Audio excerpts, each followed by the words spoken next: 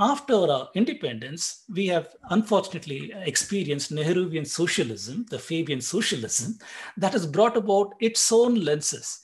So the kind of failed theories like certain kinds of anthropological studies like cranial metrics and other kinds of things that are applied to early studies like in 1900s, Risley and others, that has led to present day sociological models. It's an evolution from there to sociological models where the outsider lens is applied to all of Indian dynamics. Every one of Indian dynamics is seen in the lens of subaltern studies or post-colonial or feminism and these kinds of divisive models that tend to look at conflict, the conflict model, oppressor-oppressed. So they bring in that kind of a lens.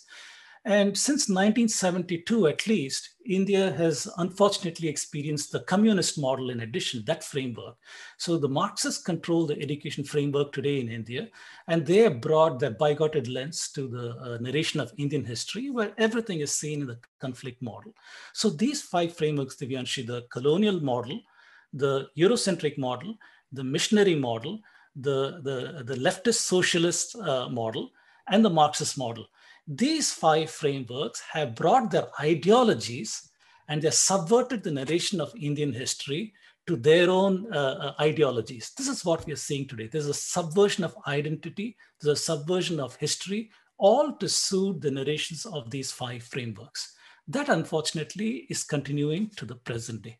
So this is what I meant when I say these are the five inimical frameworks that control the narration of Indian history today, whether you are seeing it in NCERT textbooks, whether you're experiencing it in popular media, in movies and television channels and narrations.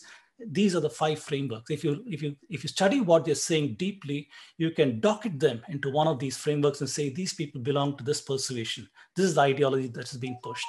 And this is what we see.